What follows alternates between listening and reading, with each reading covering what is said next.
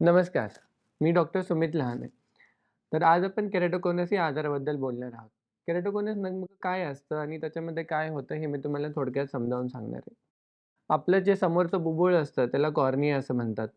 Cornea हे normally वर्तुळाकार असं सामान्यप्रमाणे सगळ्यांमध्ये असतं. काही रुग्णांमध्ये हा वर्तुळाकार आकार बदलून हळू तो त्रिकोणी व्हायला लागतो आणि तो त्रिकोणी झाल्यानंतर पेशंटची नजर कमी होते. त्या आजाराला केराटोकॉनस म्हणतात. तो नेमका हा आजार कुणाला होतो आणि कधी होतो? हा आजार प्रामुख्याने 3 कारणांमुळे होतो.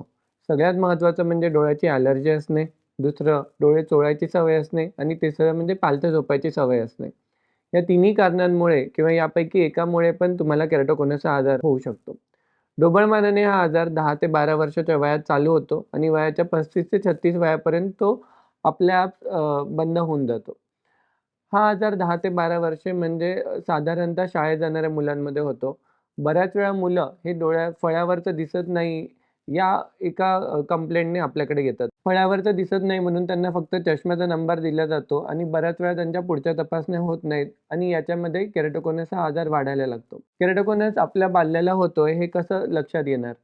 केराटोकॉनसमध्ये जेव्हा तुम्ही जाऊन पहिल्यांदा मुलाच्या डोळ्याची तपासणी करता, तर त्यांना सिलेंड्रिकल नंबर असेल, सिलेंडर नंबर असेल, जो -1.5 म्हणजे दीड नंबरच्या वरचा सिलेंडर नंबर असेल, तर त्यांच्या डोळ्याची स्क्रीनिंग करता येते, तपासणी करता येते. त्याला टोपोग्राफी असं म्हणतात.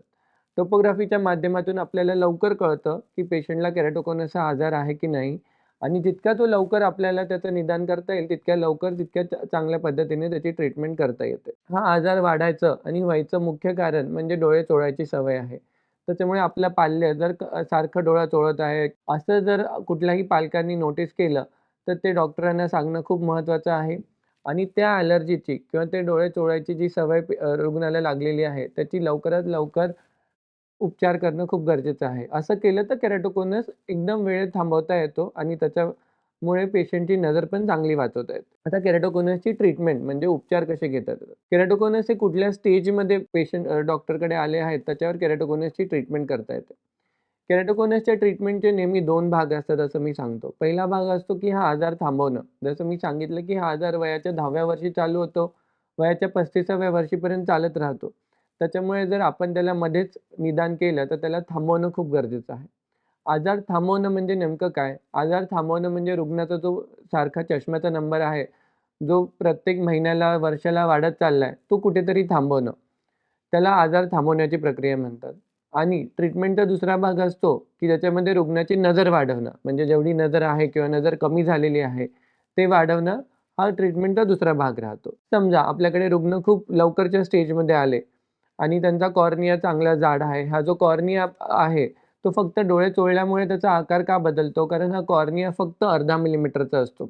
अर्धा मिलीमीटरचा असल्याकारणाने डोळे चोळणं, पालथं झोपणं याच्यामुळे त्याच्यावर सारखं प्रेशर येत राहतं आणि त्याच्यामुळे त्याचा आकार बदलतो. हा कॉर्निया जर बऱ्यापैकी जाड असेल आणि रुग्ण लवकरच्या स्टेजमध्ये आपल्याकडे आले, तर त्यांच्याकडे त्यांचे 2 लेझर डोळ्याचे सोबत करता येतात आणि त्याच्यामुळे त्यांचा जे दोन्ही ट्रीटमेंटचे भाग आहेत, त्याच्यात नजर वाढवणे आणि आजार थांबवणे हे सोबत करता येतं. हा झाला एक प्रकार ज्याला आपण cross linking along with the laser असं म्हणतो. दुसरा, जेव्हा पेशंट पुढच्या स्टेजमध्ये येतात, ज्यावेळेस त्यांचं लेझर किंवा कॉर्निया रेग्युलर करणं हे ऑपरेशन जमत नाही, त्यावेळेस आपण त्यांना फक्त क्रॉस लिंकिंग करतो. या ट्रीटमेंटला कोलॅजन क्रॉस लिंकिंग म्हणतात. कोलॅजन क्रॉस लिंकिंग नेमकं काय असतं? कोलॅजन क्रॉस लिंकिंग म्हणजे तुमच्या डोळ्याचे जे कोलॅजन फायबर आहेत, ज्याचं बुबुळ तुमचं बनलेलं असतं, ते अशक्त झाल्यामुळे एकमेकांपासून दूर जातात. त्यामुळे बुबुळाचा आकार खूप फ्रिक्वेंटली बदलतो. यासाठी कोलॅजन क्रॉस लिंकिंग या ट्रीटमेंटमध्ये तुमच्या बुबुळावरचा एक थर काढला जातो. त्याच्यामध्ये राइबोफ्लेविन हे एक व्हिटॅमिनचं केमिकल बनवलेलं असतं. ते डोळ्यात टाकण्यात येतं आणि वरती एक 20 मिनिटं लेझर दिलं जातं. या लेझर किरणांमुळे तुमच्या डोळ्यामधले जे कोलॅजन बॉन्ड एकमेकांपासून विविध होत आहेत, ते एकजूट होतात आणि हळू कोलॅजन क्रॉस लिंकिंग काम करून तुमचा बुबुळ जे पातळ होतंय, ते त्या ठिकाणी थांबून जातं. केराटोकॉनसमुळे वाढणारा चष्म्याचा नंबर हा कोलॅजन क्रॉस लिंकिंगमुळे आपल्याला थांबवता येतो. कोलॅजन क्रॉस लिंकिंग ही खूप जास्त इफेक्टिव्ह आणि खूप चांगली यशस्वी अशी शस्त्रक्रिया आहे. ती करायला 30 ते 40 मिनिटाचा वेळ लागतो. कोलॅजन क्रॉस लिंकिंगचा इफेक्ट येण्यासाठी मात्र 10 ते 12 महिन्याचा कालावधी लागू शकतो. कारण कोलॅजन क्रॉस लिंकिंगमुळे डोळ्यामध्ये केमिकल रिएक्शन सुरू होते आणि डोळा स्टेबलाइज व्हायला जवळपास 10 ते 12 महिन्याचा वेळ लागतो. कोलॅजन क्रॉस लिंकिंग ही खूप चांगल्या पद्धतीची आणि 99% यशस्वी शस्त्रक्रिया आहे. मी 1% मुद्दामून म्हणत नाही. कारण काही रुग्णांना वाटतं, की कोलॅजन क्रॉस लिंकिंग केल्यानंतर जर डोळे चोळले तर काही होत नाही. तर कोलॅजन क्रॉस लिंकिंग फेल व्हायचं कारण सगळ्यात महत्त्वाचं म्हणजे रुग्णांची डोळे चोळायची सवय. जर रुग्णाने डोळे चोळणं बंद केलं, तर कोलॅजन क्रॉस लिंकिंग 100% केराटोकोनस थांबवू शकतं. कोलॅजन क्रॉस लिंकिंग 1 वर्षानंतर एकदा यशस्वी झालं, की त्यानंतर आपण रुग्णाचा नंबर कमी करण्यासाठी किंवा नजर वाढवण्यासाठी विविध उपाय करू शकतो. याच्यामध्ये जे लहान वयाचे रुग्ण असतात, जे 12 ते 20 किंवा 12 ते 22 या वयोगटातले रुग्ण आहेत, त्यांना आपण स्क्लेरल लेन्सेस किंवा स्क्लेरल कॉन्टॅक्ट लेन्सेस देतो. या लेन्सेस ह्या नॉर्मल लेन्सेसपेक्षा मोठ्या असतात. त्याच्यामध्ये सलाईन टाकून त्या डोळ्याला लावता येतात. याच्यामुळे रुग्णाची नजर 90 ते 100% पर्यंत वाढते आणि ते अगदी नॉर्मल पद्धतीने जग बघू शकतात. हे रुग्ण जेव्हा मोठे होतात 22 ते 30 किंवा 35 वयोगटामध्ये, त्यांच्या डोळ्यामध्ये पर्मनंट लेन्स टाकून पण आपण त्यांची नजर वाढवू शकतो. एकदा तुमचा केराटोकोनस स्टेबल झाला, की नजर वाढीचे विविध उपाय असतात. तिसऱ्या पद्धतीमध्ये जेव्हा केराटोकोनस खूप पुढच्या स्टेजमध्ये येतो, ज्यावेळेस तो कॉर्निया इतका पातळ झालेला असतो, की तुम्हाला कोलॅजन क्रॉस लिंकिंगचा उपाय हा हातात उरत नाही.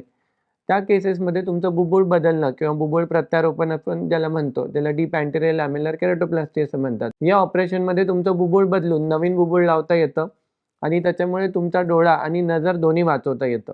सांगायचा मुद्दा हा, की केराटोकोनस या आजारामध्ये पेशंटची नजर नक्की वाचवता येते. पण ते जितके लवकर येतील, तितकी ती कमीत कमी शस्त्रक्रिया करून किंवा कमीत कमी औषधं टाकून ते आजार त्यांचा नीट बरा करता येतो. केराटोकोनस आजार हा स्त्रियांमध्ये जास्त प्रमाणात वाढतो. त्याचं कारण स्त्रियांमध्ये जेव्हा त्या त्यांच्या आईच्या फेजमध्ये किंवा बाळाला दूध पाजण्याच्या फेजमध्ये असतात, त्यावेळेस खूप सारे हॉर्मोनल चेंजेस होतात. त्यामुळे केराटोकोनस हा आजार महिलांमध्ये खूप जास्त प्रमाणात वाढतो.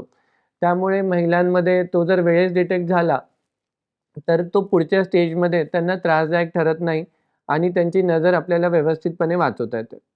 सो आजचा जो आपला मुद्दा होता तो केराटोकोनस हा आजार बुबुळाचा असतो. बऱ्याच प्रमाणात तो रुग्णाच्या सवयीमुळे होतो. डोळे चोळणं, पालतं झोपणं आणि ॲलर्जी असणं. वेळीच त्याची ट्रीटमेंट केली, वेळीच आपल्या सवयी बदलल्या, वेळच्या वेळी आपल्या पाल्याच्या चष्म्याचा नंबर चेक करत राहिलात, तर हा आजाराचं निदान खूप लवकर होतं आणि त्याच्यामुळे त्याची नजर पण व्यवस्थित आपल्याला वाचवता येते.